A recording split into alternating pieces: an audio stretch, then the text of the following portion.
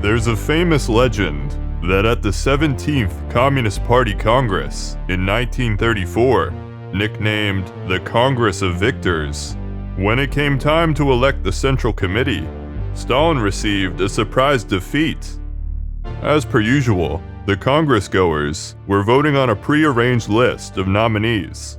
As was the custom, each voter would be given a copy of this list, on which they could cross out names, and if any person had their name crossed out on 50% or more of the ballots cast, he or she was defeated. Now, almost never did anyone actually reach the 50% threshold, but as a result of this practice, the vote served as a kind of prestige ranking of the leading party figures. Stalin and co. usually had their names crossed out the least amount of times, while waning party figures were crossed out more. And the results here weren't too surprising. Every single candidate on the list still passed easily. But as the story goes, the result was upsetting because Stalin did not receive the most votes. Sergei Kirov did. According to one theory, popularized by Robert Conquest, Roy Medvedev, and others, this was a subtle protest, an indication that Stalin was actually not as popular as he would have hoped, and that some in the party potentially wanted to have Kirov replace him. Thus, Stalin responded to this threat by having Kirov assassinated some 10 months later, catalyzing the Great Terror, during which much of the Congress of Victors would find themselves shot as well. Quite a lot could be said about the Kirov murder mystery, but today I want to focus in on just this one part of it. Was Stalin outvoted by Kirov at the Congress, thus giving Stalin a motive for revenge? The road to the Congress had certainly been a tumultuous one. The chaotic process of collectivization, mass famines, rebellions, and internal leadership battles had all shaken the party to its core. Notably, only a little over a year prior, Martymyan Rutin had circulated an anti-Stalin platform among the party, and he and his supporters now sat in prison. But the message the party now sought to convey was that they had made it out of the woods. They had survived. Socialism was coming. Unity had been achieved. The annual party congress hadn't actually met in 3.5 years by this point, the longest interval yet. But now that it was here, it was planned to be a true celebration of victory. And for Stalin, what a victory lap it was. The cult of personality was in full swing. Thoroughly defeated rivals, tenuously holding on to their party memberships, were giving self-flagellating speeches. The Congress itself would be held from January 26th to February 10th, with the Central Committee vote to take place on the evening of the 9th and then announced the next day at closing. At the top of the Congress, Stalin gave a 5-hour keynote address, received with immense applause. Kirov had the honor of closing out discussion on Stalin's address, also receiving immense applause. When scrutinizing the Congress for clues after the fact, much will be read into this jubilant response to Kirov. Were they clapping for Stalin or for him? His words would prove rather foreboding as well. "We want to live and live," he said. But at least on the surface, nothing was out of the ordinary. Kirov's speech was laden with praise for Stalin, and after, the unprecedented proposal was made to adopt Stalin's address as party law in toto, sparking an immense standing ovation. Stalin announced he'd be foregoing a concluding speech, since there was, quote, complete unity of the party leaders. The message was clear: complete unity.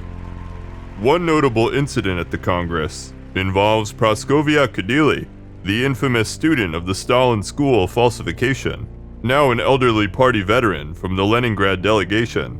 Reportedly, after speakers kept calling Stalin a genius, she remarked that she recognized only one genius, Lenin. For this, 2 of her peers reported her to the delegation leaders, who confiscated her credentials and ordered her out of the Congress. She would write an apology letter soon after. The OGPU performed surveillance throughout the event, looking for similar acts of dissidence. Although notably, their reports for February 7th through 10th have since gone missing. When the voting began, 13 ballot boxes were placed in the hall. Based on the number on one's mandate card, the first 100 delegates cast their vote in the first box, the second 100 in the second box, and so on, and then the delegates departed. Earlier, a vote-counting commission of 64 people was selected, chaired by Volodymyr Zadonsky, which broke into teams of 3 to 5, each team assigned to a box. As the commission counted the votes, presumably Zadonsky reported the results to Lazar Kaganovich, one of Stalin's main allies, and the man who saw to organizational matters at the Congress. Perhaps there wasn't complete unity after all. The following day, Stalin and his inner circle attended a military parade in Red Square and talked informally. What happened next is recorded by Leningrad functionary Mikhail Roslikov, who claimed to hear the story secondhand from Kirov, and Molotov, who was present but talking 40 years after the fact. Stalin apparently proposed Kirov be transferred from his post in Leningrad to Moscow to serve as secretary of the Central Committee, which Kirov objected to. Roslikov adds that some of those present supported Kirov's decision, causing Stalin to stalk out of the meeting. Eventually, a compromise was reached. Kirov would become secretary while retaining his Leningrad positions. Though a seemingly minor confrontation, much would be made of this later on as a supposed example of Kirov's growing open defiance to Stalin. The day after that, the composition of the Central Committee was announced to the public, but neither the Pravda announcement nor the stenographic report published after would report the actual vote totals. More unusual was that allegedly they were never announced to the Congress either, and soon all the documents from the counting commission were ordered sealed in the party archives. Almost immediately, rumors began to float around the capital that some delegates had talked about replacing Stalin at the Congress, and that Stalin received some no votes. The Menshevik emigre newspaper, Socialist Herald, picked up on this about 2 weeks later, allegedly receiving a letter from a correspondent in Moscow saying that there was great dismay over Stalin not coming in first, but third, with Kalinin receiving the most votes. A government report similarly records that gossip was spreading, though none of these early reports contained any concrete numbers. Possibly adding to these rumors is that when the Moscow trials occur, confessions will refer to a planned coup at the Congress. Then another article appeared in Socialist Herald, this one allegedly written by an anonymous old Bolshevik and uppermost Soviet leader. It puts forth the claim that for some time there was a split in the Politburo between hardliners and moderates, with Kirov leading the latter. Namely, the article claims that Stalin wanted to execute routine, but Kirov argued against it. Decades later, it would be admitted the article was actually written by Menshevik emigre historian Boris Nikolaevsky, who you might remember from his 2-second cameo in the Stalin trial video as the guy who was sent to Georgia. Thus, the letter of an old Bolshevik was basically a hoax, albeit Nikolaevsky claimed it was based on conversations he had with actual Bolshevik leaders. Nonetheless, the idea of there being these two competing factions begins to catch on, fueling the idea of a confrontation at the Congress. But the issue really comes to the fore following Khrushchev's secret speech in 1956. Although Khrushchev doesn't directly accuse Stalin of fabricating the Congress results here, he brings special attention to the fact that the purges devastated the Congress of Victors, and to the suspicious circumstances surrounding the death of Kirov. Over the next decade, the party will create 5 separate commissions to examine this, producing work of varying quality and utility to the politics of the time. But most important for our purposes is the 3rd commission, and the work of its main investigator, Olga Shatunovskaya. Born in Baku in 1901 and a party member since around age 15, Shatunovskaya had worked in the short-lived Baku Commune and the Red Army during the Revolution, becoming closely acquainted with martyred revolutionary leader Stepan Shaumyan, his son Lev, and Anastas Mikoyan. Shatunovskaya would prove a zealous denouncer of Trotskyism and other deviations in the 20s and 30s, yet thanks in part to Lavrenti Beria and his allies. In 1937, she was arrested as a supposed Trotskyist herself. After severe torture to extract a confession, she was sent to a camp in the Far East, where she would spend the next decade. After several letters to Mikoyan, now a top Soviet leader, he eventually was able to secure her release in 1946, upon which she learned her husband had assumed her for dead and remarried. But 2 years later, a decree was issued calling for her rearrest. She would be apprehended in Central Asia in 1949 and exiled to Inisisk. She again appealed to Mikoyan and to Lev Shamumyan, but this time her appeal was refused. Destitute and in poor health, it seemed she would be left for dead in Siberia. But then, Stalin died, and her fortunes began to rapidly change. In 1954, the other leaders turned against Beria. The very men who got Shatunovskaya arrested were now arrested themselves. She was released and rehabilitated, and soon recruited by the reformers in the government into a prominent position in the Party Control Commission. The secret speech itself would emerge in part on data from Shamumyan and Shatunovskaya at Mikoyan's suggestion.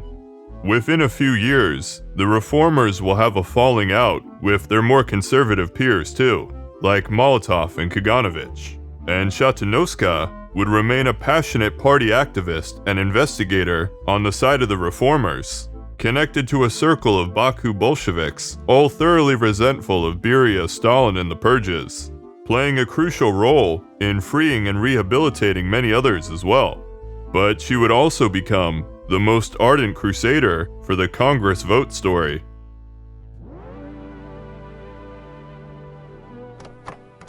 In connection with your order to study the case of the murder of Kirov, it became necessary to familiarize myself with the minutes of the Counting Commission of the 17th Party Congress, stored in the email archives. I ask for your consent.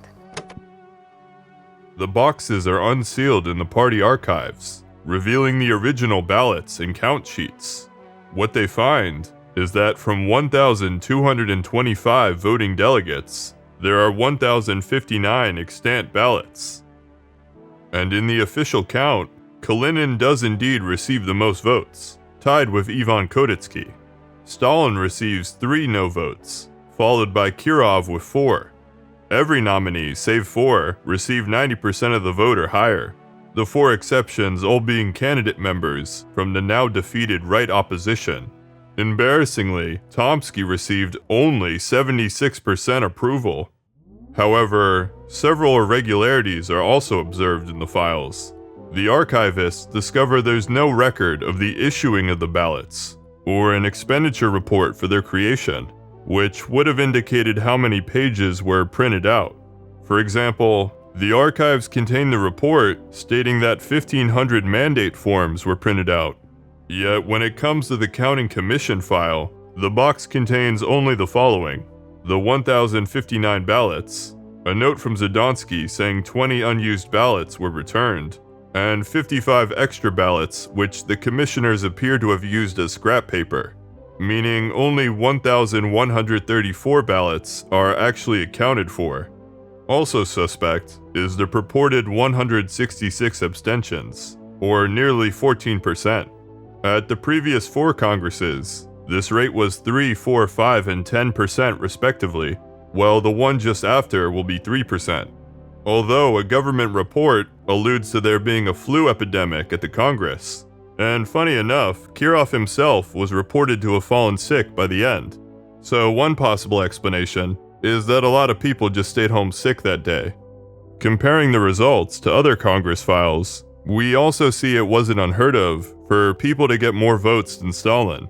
For example, in 1927, Stalin received 14 no votes, while Bukharin received 4.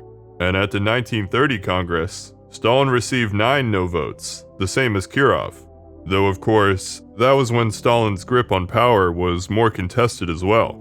Something to keep in mind as we look at later testimony is that people weren't shocked that Stalin could get no votes. they were shocked he got no votes here, as unlike those previous Congresses, the Congress of Victors made a big deal about full unanimity behind Stalin. As part of the investigation, 23 Congress-goers are summoned to give testimony about the vote.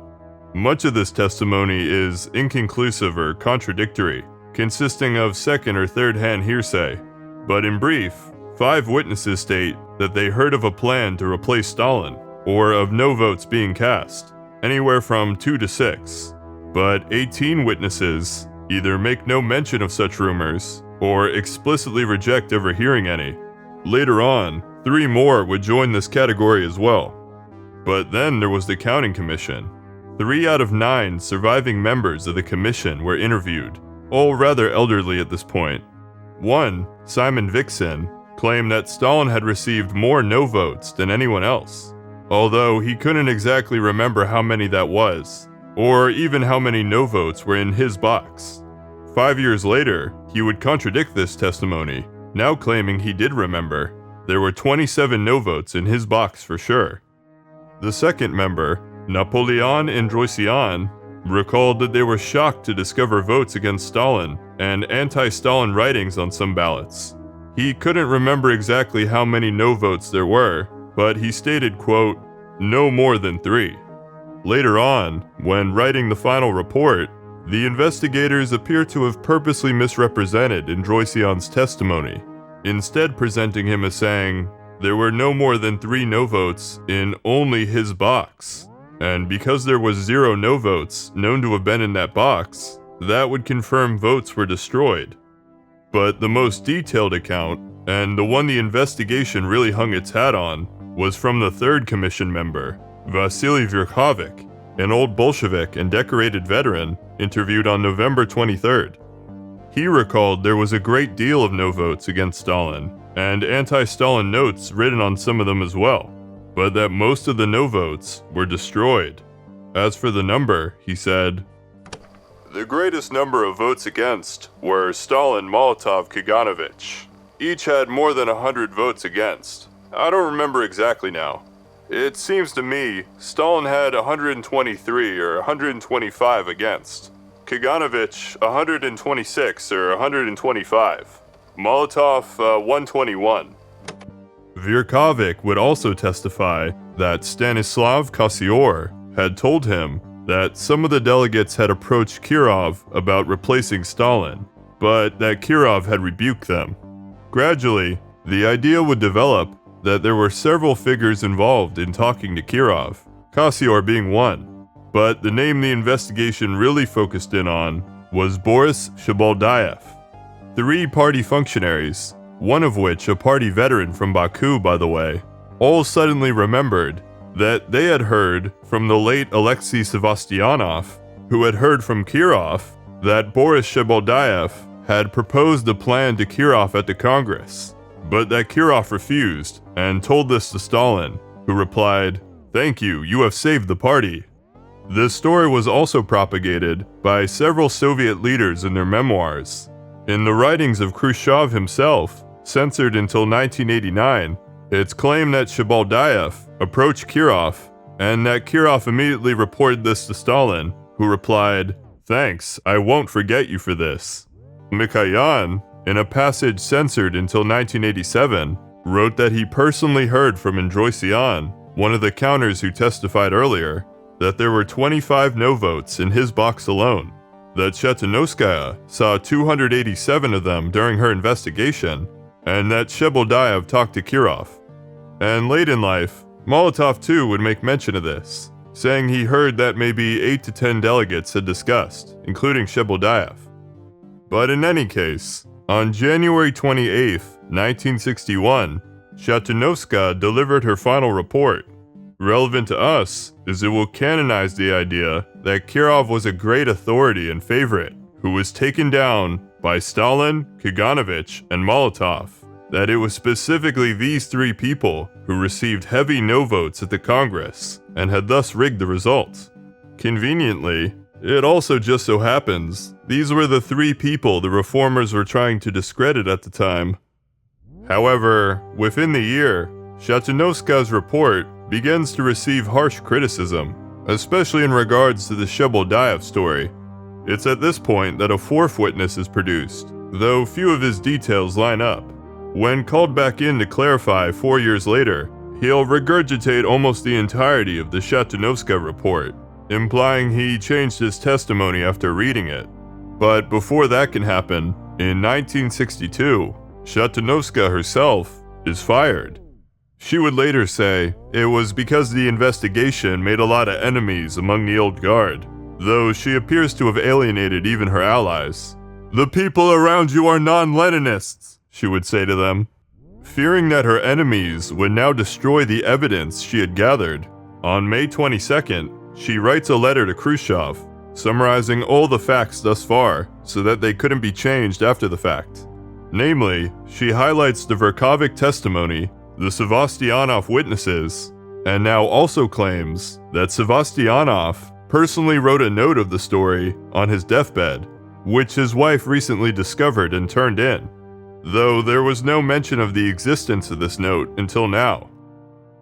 Meanwhile, outside the Kremlin, it begins to be published in Soviet books and articles that there was a sizable number of people at the Congress who pushed to remove Stalin from office. Most notably, this is said in the official 30th anniversary article in Pravda. And who wrote this article? None other than Lev Shamyan. Eventually, Khrushchev himself is deposed, and the de-Stalinization campaign stalls. Plus, the last of the commissions would conclude the hostility between Stalin and Kirov was only hearsay. Nonetheless, the idea appears to have been kept alive in private conversations and unpublished manuscripts of some of the more reform-minded leaders, such as Mikoyan and Shatunovskaya herself. Evidently, one of the people in contact with this group was a young researcher and minor party functionary named Roy Medvedev, who began writing a history of Stalinism. In 1967, authorities will demand to read a copy of his manuscript, deeming it politically harmful, and 2 years later, he's expelled from the party. But the manuscript is published abroad, becoming the influential book, Let History Judge. Seemingly relying on insider knowledge of the Shatunovskaya report and the various rumors we've thus far discussed, Medvedev would write that there were some 270 votes against Stalin. Other dissident Soviet writers would follow suit, making claims of 292 no votes. And in the absence of archival documentation, many Western scholars would make use of these accounts, and thus, the legend of the Stalin no votes soon went global.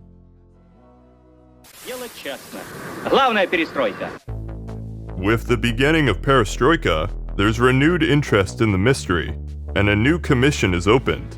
Getting wind of this, Shatunovskaya, now in her late 80s, writes to the commission, passionately defending the Congress theory, among other claims. The matter soon comes up in a meeting of the commission. "Did you happen to see what Shatunovskaya wrote?" I talked to her. Of course, she doesn't have any materials. She simply doesn't have them. She shares personal memories. Sometimes you can get a hint from someone. She says that they talked to her. They conveyed that Stalin was involved in the printing house being exposed. According to the documents, Shamyan spoke about this to a completely different person who emigrated to France. No, I'm not talking about that. About Kirov's murder. Solovyov and I didn't find a document about Kirov's murder that she signed, and which would have asserted Stalin's involvement in Kirov's murder. She was put under a little pressure. She began to cite figures for the number of murders committed, 17 million or 15, but this figure never appeared anywhere. She cited the fact that a document was allegedly prepared, but then it was revised. Klimov was involved in this matter. Klimov was given the assignment. Well, Shatunovskaya says he was forced to redo it and make such a conclusion. Comrade Klimov was not such a person. He never allowed himself to distort anything or succumb to any pressure. I don't believe this. Klimov is a well-known and most honest person. Good. We still have some work to do. But Shatunovskaya wasn't done. She soon publishes her memoirs and takes her story to the press. Amongst the various tales of intrigue and adventure, including that Mikoyan had been her suitor once upon a time, she now makes a startling argument. What if it was all a lie? The very report that bore her name was a forgery.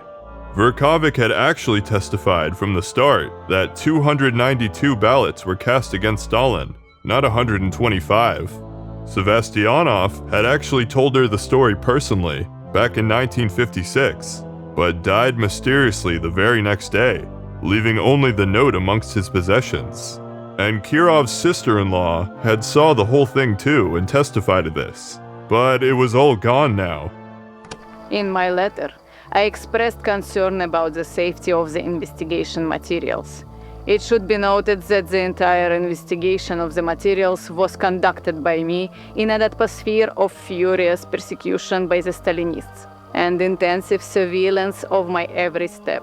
After the materials were submitted to the archive, and I was forced to leave the KPK, the Stalinists got the opportunity to commit forgery. This was done by the deputy chairman Serdyuk and the employee Klimov. They destroyed some of the main documents, forged others. On June 5th of this year, Katkov from the KPK came to me, accompanied by 2 prosecutors, for the purpose of consulting with me. During the conversation, it was confirmed that a historical forgery had been committed on the orders of the Stalinists. It's impossible to list all the facts and cases of forgery and disappearance of decisive documents. Unfortunately, Katkov and his assistants found themselves in the captivity of materials falsified at the time. After 6 months of work, they approached me for the first time with a ready-made conclusion. It all made for a compelling story, especially for a Soviet public disillusioned with their government. But there's no evidence to confirm any of this. Nor were all these claims in Shatunovskaya's 1962 letter, which, remember, was specifically written to prevent the party from changing the details after the fact. The commission would order a full investigation, but ultimately concluded the story was non-credible. They write back to her, "With regard to the falsification of the results, the version that the missing quantity of ballots was destroyed because Stalin's name was crossed out on them deserves consideration, but is not confirmed by any documents." And around this time, the counting commission files themselves were declassified to demonstrate this. The prosecutor's office would close the case the following year, concluding, "The memoirs of Khrushchev and the research of Medvedev on the aforementioned issues are biased, and are based on the materials of the former employee Shatunovskaya, the first to put forward the version of the involvement of Stalin. There are 2 letters from Shatunovskaya to Mikoyan and Khrushchev. The content of these letters indicates that Shatunovskaya tendentiously selected individual testimonies confirming the version she put forward, which was used in the published memoirs of Khrushchev. An analysis of Let History Judge shows that Medvedev used materials provided to him by Shatunovskaya. A comparison of the events described with the arguments of Shatunovskaya shows a biased selection of materials specifically collected to confirm that version." And the final word on the matter was said in a report to the Central Committee, that same body that Stalin once allegedly took his revenge on. Shatunovskaya's assertion about a secret meeting held during the 17th Congress is not supported by the case materials. Her statement about the falsification of the results is not true. Shatunovskaya's report about the substitution and disappearance of a number of important documents was not confirmed. Last year, Shatunovskaya died. So where exactly does this leave us? Based on the available evidence, I would say we can't completely confirm or deny the claim, as it's possible that the vote result was changed, but it's also very possible it wasn't. The first option is that nothing suspicious happened at all. The higher number of abstentions is simply because a lot of people were absent due to the flu and other factors. Stalin did legitimately get 3 no votes, no more, no less. The missing ballots are just because some people didn't turn theirs in, and there wasn't too much concern about recording all this. A second possibility is that there was slightly more opposition than this. Perhaps the abstentions were boosted by a number of people abstaining in protest, or they cast no votes and votes with anti-Stalin slogans, which were filtered off the top. Stalin got perhaps 5 to 10 no votes, but this was massaged a little in the interest of ensuring the desired message of unity. This is also appealing given the various recollections usually hover around single-digit no votes, and often attested to there being some anti-Stalin messages on the ballots, none of which are preserved in the archives. In this scenario, it's also not necessarily a top-down conspiracy. It could be that Zdonsky or some of the counters simply wanted to deliver a good result, and so threw out a handful of votes.